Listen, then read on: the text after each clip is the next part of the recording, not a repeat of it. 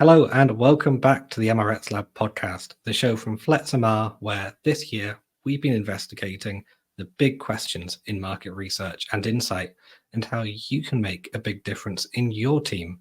Now, I'm thrilled for today's episode to be joined by Nicola Stevens, Head of Insight at Close Brothers, here to give her personal perspective on how researchers become decision consultants. Nicola, welcome to the show. Thank you very much, Chris. Now, before we jump into our topic for today, would you mind, for our audience, giving a brief introduction to your background and journey through the market research industry? Yeah, absolutely. I think I'll start by saying this was not my plan. My degree and my first few jobs were in marketing, actually, not insight and research. But I found over my first few roles and in my first couple of businesses that in order to do my job really well as a marketer, I needed to understand customers, and more time was I spending with the research team. Like, oh, why are they interested, and why is this campaign working, and all of those sorts of things. And I was really fortunate to be working in a fantastic organization at the time who had a good research team. And they were starting to transition from being pure research and into insights, which we'll probably talk a little bit more about in a moment. So one day I just got up from my seat, walked the two banks of desks across, sat down and went, so just tell me more about what your team does. Because I'd heard and I'd been working with them, and they were evolving, they were expanding. I took a role in that team, stayed there for a number of years. And then 6 years ago, I took the opportunity to move to Close Brothers to set up the insight team from complete scratch. I was a team of one. We're now a team of four.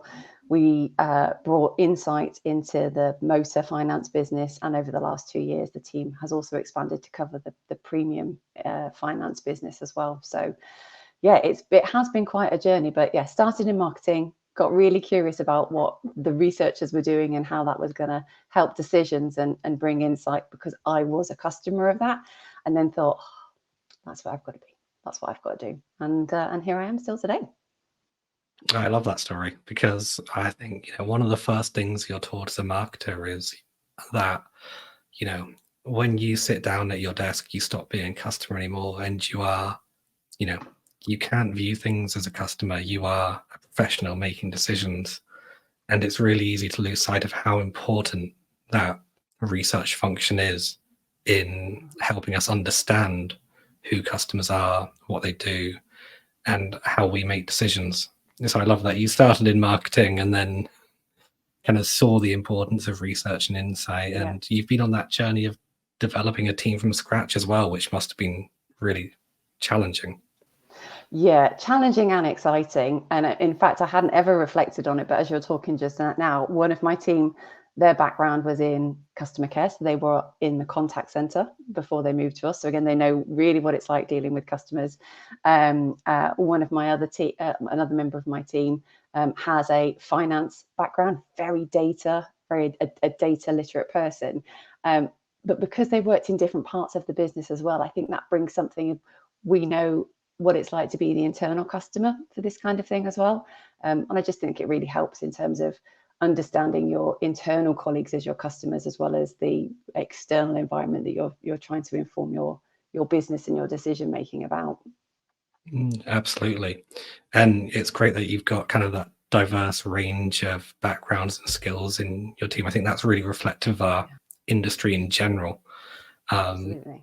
Yeah. As you were talking, it reminded me of that kind of old saying that no one plans to go into research, but the fact that we can draw on skills from such a kind of wide pool is fantastic. So I guess I wanted to start today's show by asking you a little bit more about your recent webinar with Aura. And on this idea that you talked about building lots of small experiments into big improvements in customer experience. Could you share a little bit more about why these small scale experiments are important, and how you turn them into kind of bigger impacts for the business? And I think it's rooted in one of my favorite phrases, a bit of a mantra really, which is insight has most value when it's used. It's really decision making and very orientated in taking action, whether that be big or small. And quite often you find that the opportunities you uncover, or the things that you find through a piece of primary research or through data analysis, whatever it is that you're doing, whatever method you're using, you're often finding an opportunity that was unexpected, or we thought we'd find something out. We weren't quite sure how we want to do something with it, and we're not sure. And in those instances, and a lot of companies who are rarely short on ideas, you're finding something that you want to do something about, but actually people are already full. The pipelines are already taken for. There's already a plan of work, and all of a sudden you've got this big shiny, this exciting, this fantastic, valuable opportunity, and they're like, yeah, but we've got these things that we're doing already. That sounds great, but these are good as well. So the webinar I gave was around an example just like that, where we found something that was going to be beneficial for both customers and for the business commercially. There wasn't the capacity or the budget available to do what the best version would have been. So we started small scale and experimented. That gives you a little bit more permission to have a go, try different things. And once we'd done that and we proved the value, when you're about to turn that experiment off and go, well, we have to stop doing this now because it was in such a manual way, you're able to actually get that delivered and rolled out to more customers, which we were in that particular instance. But once you've done that once or twice, then your colleagues start looking at, well, we found this big opportunity, or there's something we know that's really big to fix. What's the smallest thing we can do? What's the little slice that we can take that's going to make things better? And just take one step along the journey, and not being put off by not having the perfect budget or the right amount of people or long enough time to do anything. You might as well start small and try something. And what we did, and what I think is really important for insight leaders to do, is to keep track of these experiments and keep track of what's happening, and build that story around, well, we tried A and it delivered this, and then we did B and it delivered that. So over the months, and in some cases years, you're showing where you have found something out. So it's insight driven. You've taken an experiment, you've proven the value, you've done something good for a customer or for the business. But you're basically doing the adding up in the background to say, when we add all these different things together, look where we were and look where we are now. And collectively, that's the impact of what we have been doing. And I think you have to have really good relationships with your other colleagues. I don't like calling them stakeholders because it makes them sound less human. Your other colleagues will tell you, oh yeah, well, this was the benefit here to our staff. We've seen calls go down by X amount. Whatever it might be, however you're measuring it. But if you build them up as a collective, so here's all the things that we've done and delivered through lots of smaller experiments, all of a sudden you can start to show that holistic benefit. But no one will do that for you. It's really important that once you've triggered the debate, you've got people excited, you've got them working on things, insight leaders and insight teams have to do the kind of the hard work behind the scenes to join it together, to tell the internal story, just like you would with a piece of primary research or some data analysis. I think that's fascinating, especially because at the moment we hear a lot again about this kind of ongoing, over 10-year long debate now of insight at the top table and getting to the big strategic decisions. But what we're really talking about here is kind of almost grassroots relationship building, capacity building, and building those kind of proofs of value at kind of the very customer facing parts of the business. I think that's a really interesting approach.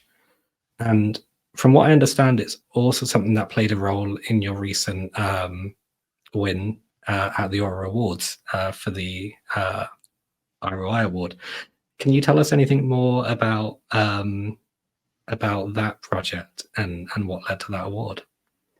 Yeah, so it's one that we were thrilled to win. Surprise, we were up against some really incredible competition, something we're very, very proud of. And return on investment in that particular category was about budget. So you, on a smaller, in inverted commas, budget, how much value were you able to deliver to the business? And it was one where it was related to something that was quite easy to track in terms of pound value. But return on investment isn't just about the budget side of things. It's about the time and the energy of your team. So there are always more things that come up, be they big strategic questions or smaller tactical in the moment things, than an insight team can work on, regardless of how big your team is, how wide reaching, how much budget you've got. We're all people. We only have so much energy. We only have so much time on as well, and those sorts of things. And I think when we're balancing, do we support a bit what you were saying there? Do you support the strategic things? Do you support the tactical things? Apart from the fact that the answer is both, we should always be at the top table insight, as well as building those relationships within the teams. It's about working out which are the things, the questions, the opportunities where insight, so information, data, research put into context and made sense of, an insight, where's insight going to make the biggest difference to the decision that you're going to make? Because you can't do everything. So where do we put not just our budget, but where do we put our energy? What's going to give the best return on investment from the curiosity, the brain power, the legwork that your insight team puts in? Some decisions, some pricing decisions or process improvements, they just have to happen. The business already knows, the people on the front line, the people dealing with that, they know what to do. They know what to do to fix it. Just crack on, but where there's something where we're not quite sure what to do or how would be the best way, or it is a very big strategic decision with quite meaningful consequences if we get it wrong, that's where insight teams should be focusing their efforts. Not just budget, but the energy side of things as well, because again, I'll say again, insight has most value when it's used. You could use insight on every single decision in a business. The value and the amount you're going to contribute is going to be wildly different.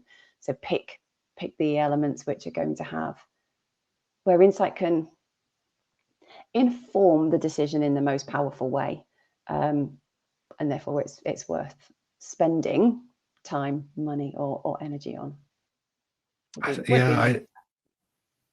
Such an interesting idea for kind of how you measure ROI, not just in budgets, which is how we're used to thinking about it, but in terms of energy and time spent, because especially in a small research team, or when you've got lots of kind of projects competing for your attention, it's really not just about which ones can you afford, but it's about that.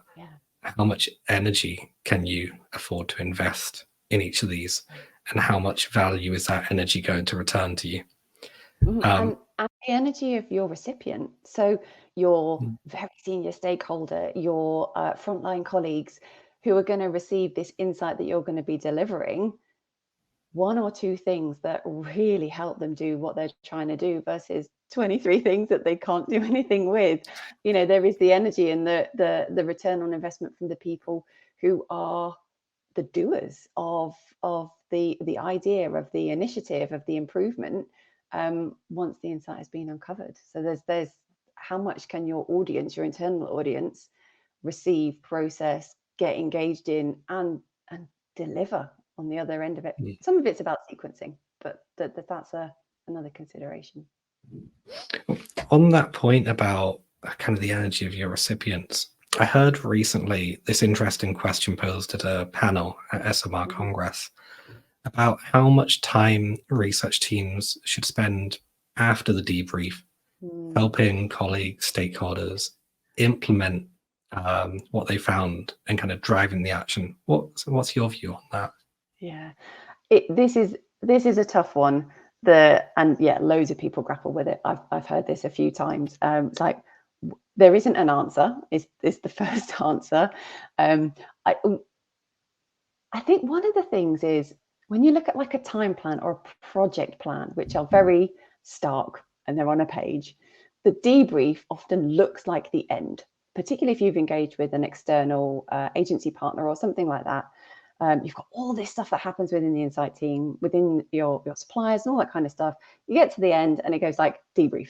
And it looks like that's the end of the project. So changing that thinking and building in like a landing zone, a landing time to, yes, do the debrief, but also do the follow-ups. It's, apart from getting the brief right at the start, it's and making sure that you do your research properly. It's arguably the most important bit, but it's the easiest thing to underdo. I can't think of a better word, because you are looking to move on to the next project. There's other things coming up. There's new questions that have arisen.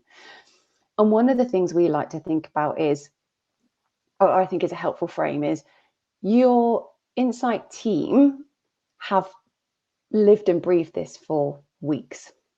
Your stakeholders, your colleagues, briefed it up front, have had a few updates all the way through, but by the time to get to the end, their time elapsed on that project or on that particular business challenge and question is relatively small from an insight gathering angle. So when you deliver the debrief, this is going to be the last part of like a really long and by that point obvious journey to you of what it's saying, but to them it's really new. What you're saying might challenge what they thought they were going to hear, might contradict some plans that they already had. So there's a real kind of, and you might have people in there who are real reflectors, right? Who don't want or aren't in a position to make a decision in the debrief. So what's the follow-up session? One thing I do is we have the debrief. We already have scheduled in, when we book the debrief, a discussion session, or it's often called a decision session, 2 days, 3 days, 4 days later, because you've let people percolate. They've slept on it. They've had to think about what they've heard, and then they're in the room, and we can start talking about it. And you can hear people, and you get a very different, more matured debate, because they've heard, they've thought, they've processed about what does it mean, what could we do, what are the ideas. And often from there, we will ask, so what needs to happen next? Would you like to run an immersion with your team? Who else needs to hear this? Who else needs to be involved? We've got an example at them, and therefore that time frame, if I answer your original question of how long does it need to be, quite some time. I've got, there's a piece of work we've done just recently. We debriefed, I think it was the last week of August, beginning week of September. I have immersion sessions related to that booked in for something like the first week of December. I'm running a workshop on it next week, because look, different teams need different outputs from it. But we wouldn't have known that right at the beginning. We wouldn't have known that at the debrief. So it's really important for teams to not see the debrief as the end and work on that post-decision implementation side of things, but also to be open-minded about what form it might take, because a lot of that will depend on the insights and the findings that come out, as well as the particular group of people that you are delivering to, and the extra internal audiences that you realize, oh, we found out something extra over here, and they should know about that for this other thing that's going on, and be able to take it through that way. Recognizing that decisions aren't going to be made in the debrief, certainly not all of them. It's where the process starts, but being able to invest in that latter section is really important. And I suppose an important part of that is kind of bringing insight into the culture of a business, so that it has that room to kind of live post debrief. It's not just an action that takes place because there is an insight department, but it's it's valued. There's kind of collaboration around the implementation, and that, I suppose, requires a lot of trust between your colleagues in different departments and the research team.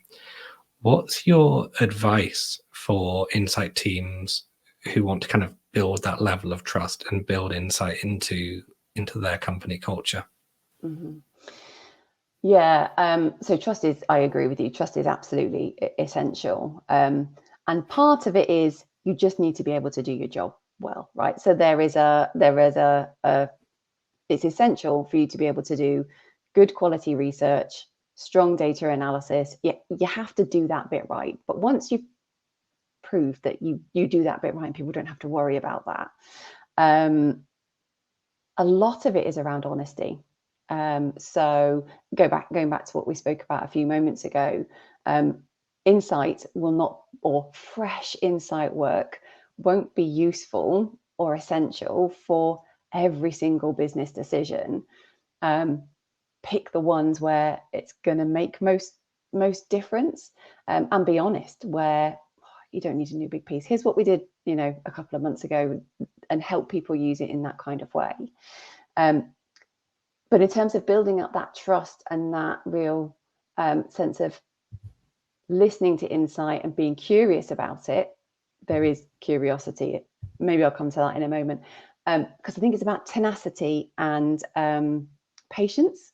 So again, your insight teams will live and breathe this stuff. It's what they do every day, but it's a small part of other people's roles.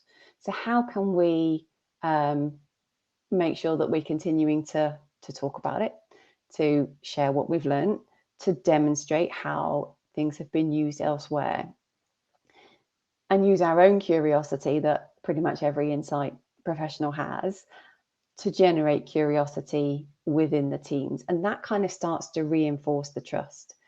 Because if we go into teams, or we talk to them about what are their challenges, what do they already know, particularly true of frontline teams who speak to customers every day. So they know what some of those challenges are, being really curious about what do you already know? What have you learned? What would make a difference? What can we bring that's going to help you drive the decisions from higher up to make an improvement to this particular area? They then get more curious about, we've got this other thing over here. Could you help us? What else do you know? Is there any data? And you build up that trust over time, by firstly doing really good work and proving the value of what you do, but being curious about others makes them be curious about you and what you can do and deliver. And that's where patience and that tenacity comes in terms of being patient, that it will take time to land an insight, to communicate it, to drive the action. And then on the tenacity side of things, sometimes you have to just help out, right? You have to, it's beneficial for everyone if you go, well, what could we do that could help? Is there anything else that we can do to change this particular process? We can't physically change and do those processes as an insight team, but maybe we could facilitate a session with you and the developers. Maybe we could showcase what we've done with the process owners. Is there a small experiment that we could try? And I sound like a qual researcher, right? It comes back to asking a lot of questions, and that's essentially what you're doing in your business. But yeah, trust comes from being able to do the nuts and bolts stuff, being able to do the research well, strong data analysis, and translating that. Once you've done that and you've got that credibility, that curiosity back and forth, and being able to be patient, but keep raising the insights that you have been able to uncover and what they can do for the business.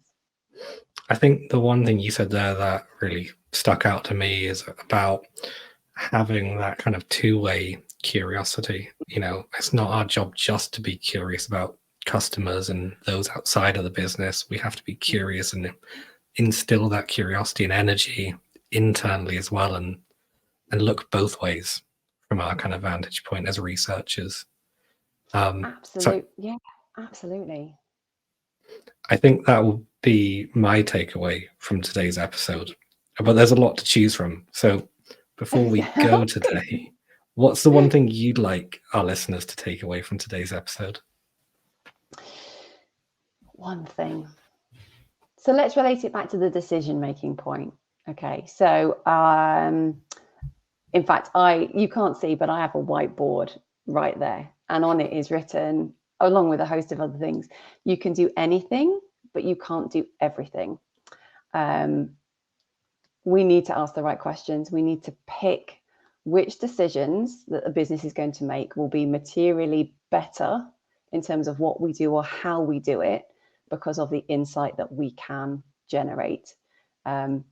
That, to me, guides all of the thinking. It directs your budget to the right pieces. It directs the energy of the team to the right pieces. And it keeps insight delivering the most impact, because you could choose to do it on a whole bunch of different things. It will make more difference to certain business challenges than others in what you do and how you do. So yeah, you can do anything, but you can't do everything.